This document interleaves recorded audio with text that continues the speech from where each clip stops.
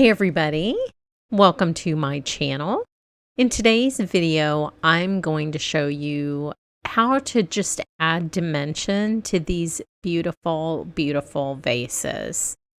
Now, I have a whole class on fine art backgrounds, and one of them actually uses a jar very similar to this.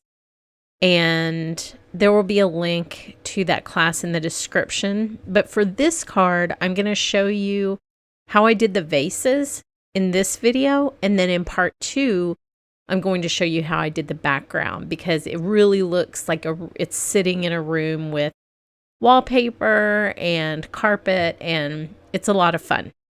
So stay tuned for that second video. And first, I'm going to stamp these in a beautiful blue ink. This is my favorite color of blue ink. And I'm going to stamp 3 of the jars, but because I'm using a portrait layout here, I'm only going to use 2 of the jars. So I just stamped them, and I have another jar for another card now, and everything's good. But I realized that in the portrait orientation, it was going to look a little bit crowded with 3, and it was going to kind of cover up my background. So for this technique, these jars have dies, but you will want to hand cut these out, and you will see why in just a second. And these are rubber cling stamps. That's why they're so detailed and beautiful. So I'm just putting my phone back in my MISTI there.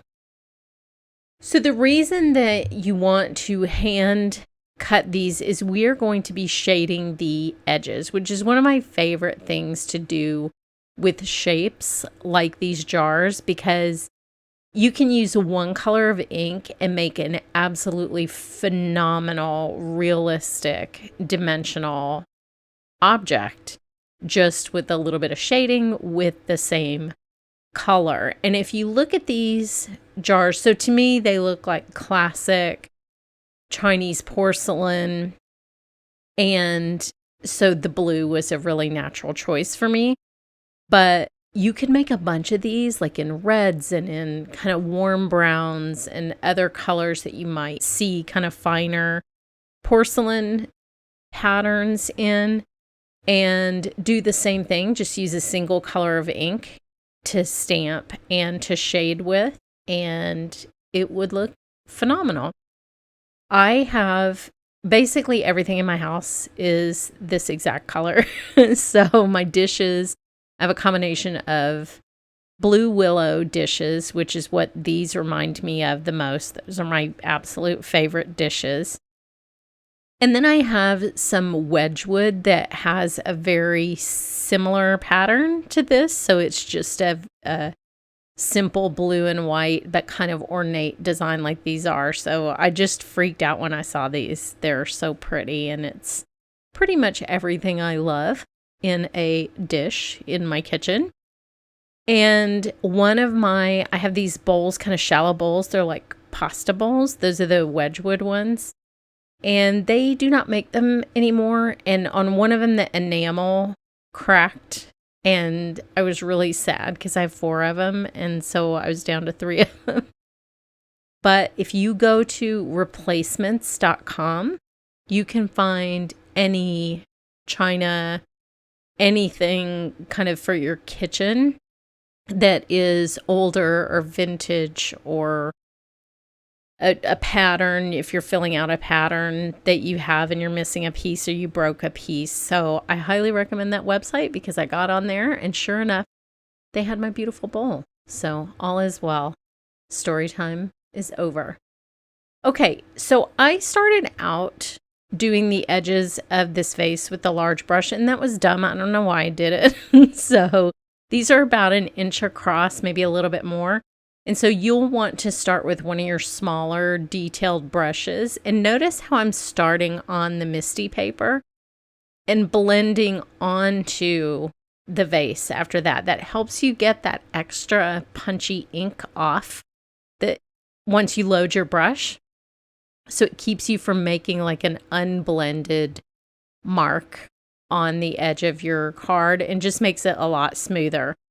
Now, when I am ink blending the edges of I consider this a round object, I like to do the entire thing, because if you think about the way this vase looks, if you were looking down on it from above, it would be a circle. The whole thing is round. The lid is round.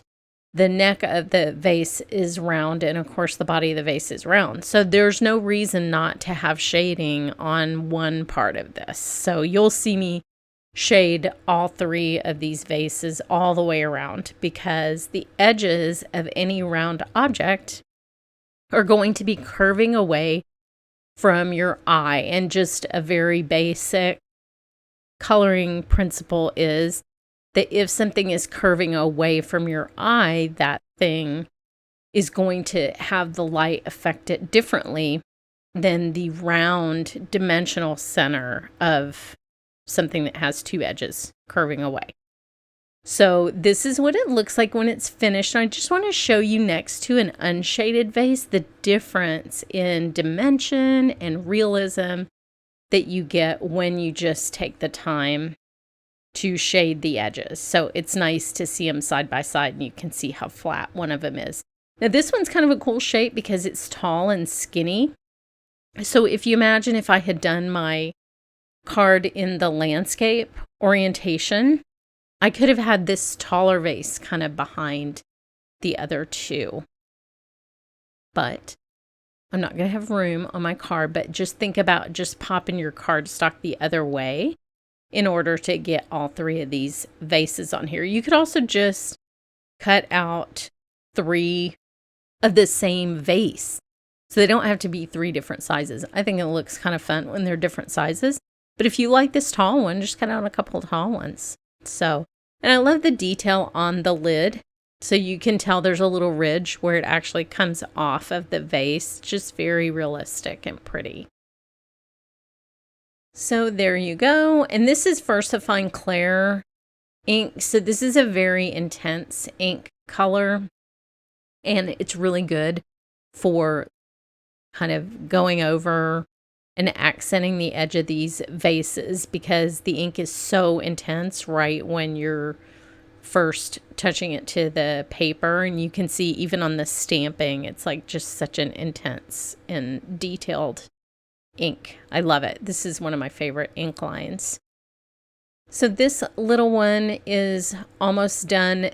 Even though I'm kind of using a lot of ink to shade these with, you can still see the detail of the stamping through the ink blending, and that's why it looks so realistic. Like it really just looks like shading, natural shading on these. So let me get rid of that big blue spot so you can see what these look like. I will lay them out, and look how dimensional and pretty those are. They are so awesome. I love these. There's a little close-up for you. And here you can get a peek of what the next video is going to be, where I'm going to teach you how to make this amazing background. Be sure and read the description, because we are having a giveaway, and there's a link to my background class and my blog in the description. Thanks so much for watching.